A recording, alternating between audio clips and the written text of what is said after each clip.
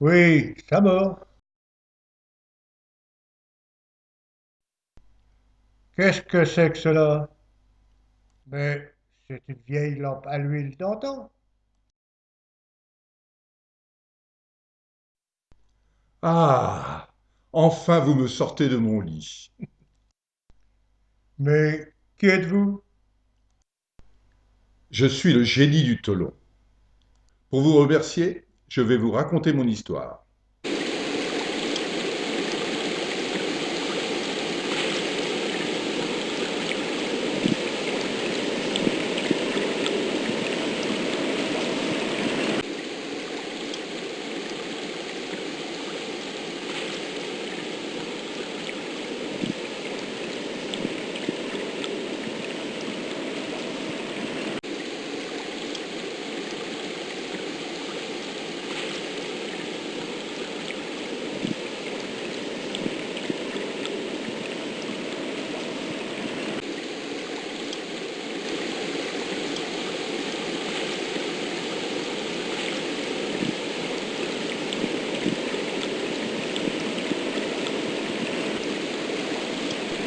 L'administration, le Cendre, a défini en 2006 mon bassin. Elle m'attribue deux affluents qui viennent grossir mes eaux. Le rue de Parly et l'Ocre. J'ai une longueur de 37,9 km. Transportons-nous à ma source officielle. Je vous montrerai plus tard celle qui fut longtemps considérée comme ma source. Je vois le jour sur la commune de Parly, tout près de Diges, au lieu dit Bréviande, désignant un domaine de médiocre valeur permettant à peine de vivre. Je sors de terre à 303 mètres d'altitude. Je m'habitue à l'air libre dans deux petites mares. J'y admire le paysage qui s'étale devant moi. J'y vois, au loin, les tours de la Madeleine d'Auxerre. Je m'élance alors dans le pré qui est devant moi. J'y fais entendre mon doux murmure à travers champs. Dès le premier replat, au bas de la prairie, je me repose de cette première escapade dans une petite mare. Un tout petit ruisseau vient m'apporter mon premier apport d'eau. Je nais dans un petit bois en forme de cuvette. Pour rejoindre le Tolon, je me faufile dans un pré. Mon parcours y est visible par la différence de végétation. Je peux alors m'élancer à nouveau dans ma descente à travers bois pour atteindre la commune de Pourin. J'y arrive après 1,436 km, à l'altitude de 228 mètres, soit, depuis ma source, une pente moyenne de 5%. Je vais maintenant traverser la plus grande commune de mon parcours, Pourin. Mon débit s'est augmenté par l'apport d'eau de différentes sources, très petites. Après les Vernes, je passe au Michaud. J'alimente un petit étang creusé dans une ancienne ocrerie, dont il ne reste que le séchoir. Au XIXe siècle, l'ocre de Pourin s'exporte dans le monde entier. D'ocre est extrait de mines à ciel ouvert, dont il reste de vastes excavations dans le sol. Le minerai est lavé, séché et broyé finement pour obtenir le pigment d'ocre jaune, ou calciné puis broyé pour le transformer en ocre rouge. En 1966, ma dernière usine de transformation va fermer définitivement. Après être passé sous la route d'Auxerre à Toussy, dite route Napoléon, dont les travaux de construction ont profondément transformé mon lit, j'arrive où était le Grand Moulin. Les travaux de construction de la route ont profondément transformé le lit du Tolon, et j'ai été purement et simplement démoli. Je me faufile alors au pied de Pourin. Je suis situé sur une longue colline qui partage l'eau entre le bassin du Rue de Beauche sur ma droite et la vallée du Tholon sur ma gauche. Appartenant depuis toujours aux chanoines d'Auxerre, j'ai naturellement été marqué par cette tutelle. À la Renaissance fut construite la chapelle Saint-Baudel, dont le plafond est magnifiquement décoré de fresques.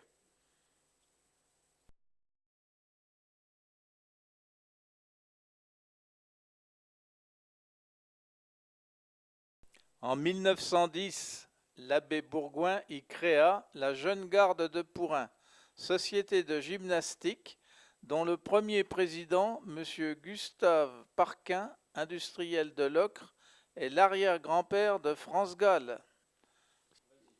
En 1927, l'abbé Bruni est nommé curé de Pourin.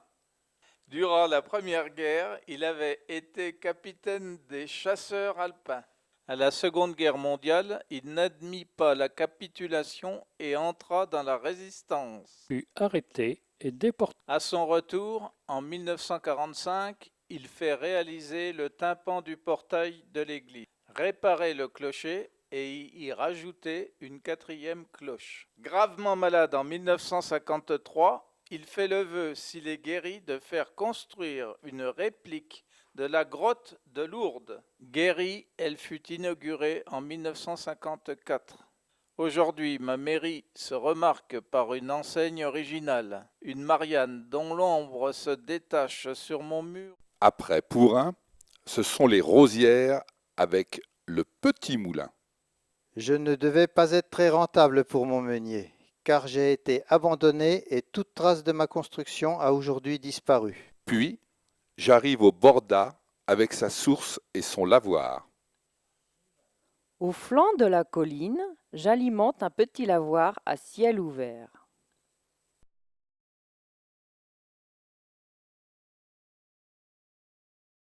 À la Breille, je reçois un petit affluent provenant des Choubis. Je viens des Choubis.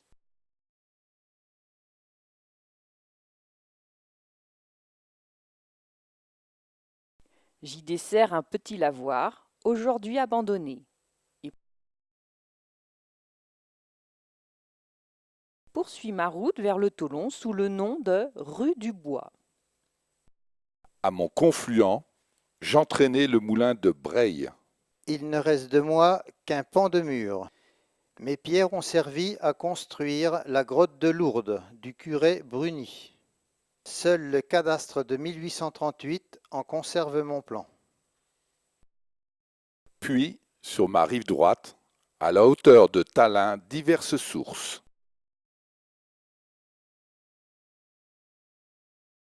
À Tallin-le-Haut, un château fut construit au XVIe siècle. Aujourd'hui disparu, il ne reste plus qu'une belle lucarne ouvragée dans le pignon est. Une retenue d'eau me permettait d'entraîner la roue du moulin des Caillottes. Il ne reste plus de ma construction que le barrage qui retenait les eaux de ce rue et qui pouvait ainsi entraîner ma roue. Des 4 moulins construits sur la commune de Pourin, plus aucun d'eux n'existe et ils sont maintenant oubliés. Sur ma rive gauche au Conat, hameau créé en 1496, une petite fontaine existe encore. J'y servais depuis pour l'alimentation en eau. J'arrive maintenant aux limites de la commune de Pourin. Après avoir parcouru 6 km 270 et descendu de 72 mètres pour atteindre l'altitude de 150 mètres, soit dans cette commune une pente de 2,5%. Ma vallée commence à s'élargir. J'arrive maintenant sur le territoire de la commune de Beauvoir. Après 200 mètres, je reçois mon premier affluent officiel, le rue de Parly.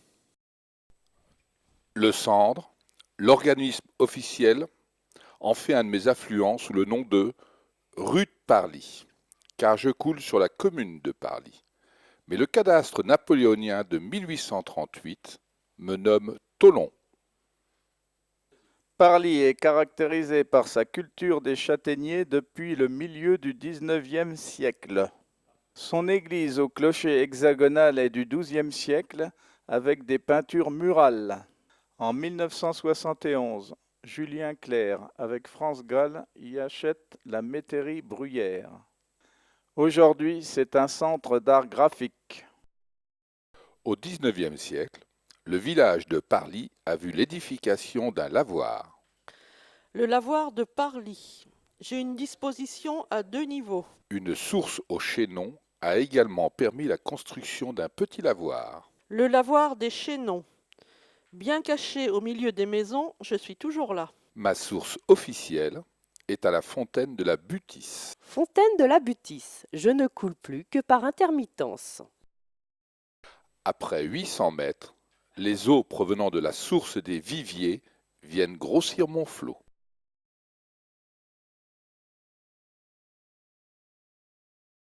Les anciens ont jugé le courant assez important pour y construire un moulin. Le moulin Coutan. Il ne reste plus aucun souvenir de moi sauf celui du lieu-dit le Moulin Coutan, bien que mon existence soit signalée en 1420 sur un acte. 600 mètres plus loin, c'est le ruisseau provenant de l'Échenay qui me rejoint. Source de l'Échenay. Je fus toujours considérée comme la source du Tholon. Et dès ma sortie, j'alimente un lavoir. Au confluent de ces 3 ruisseaux, les paysans d'alors ont utilisé ma force pour entraîner le moulin, dit le moulin d'en haut. Le moulin d'en haut. Mon nom vient de ce que je suis situé le plus en amont. J'existais déjà en 1293. En 1889, je suis converti en ocrerie. Après 500 mètres, un autre moulin fut construit sur mon cours, le moulin du battoir. Le moulin du battoir. Pour faire tourner mes meules, une retenue importante a été construite. J'ai fonctionné jusqu'au milieu du XIXe siècle, mais mon manque de rentabilité a entraîné ma disparition.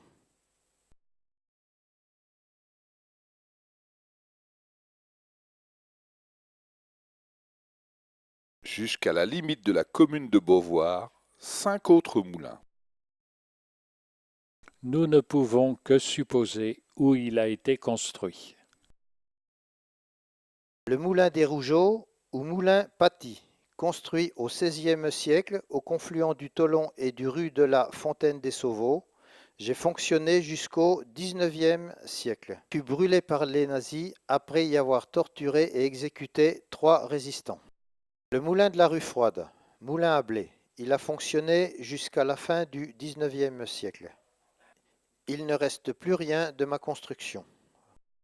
2 autres moulins, aujourd'hui totalement oubliés, ont été en activité sur mon cours. Le moulin des Rangs et le moulin des Béchereaux. Plus personne ne sait où nous avons été construits. Nous savons que le chapitre d'Auxerre nous acquit pour le moulin des Rangs en 1294 et le moulin des Béchereaux en 1296. Sur mon parcours de 5 km 450 pour une dénivellation de 90 mètres, soit une pente de 1,6%, j'ai ainsi entraîné 9 moulins, soit un moulin tous les 600 mètres.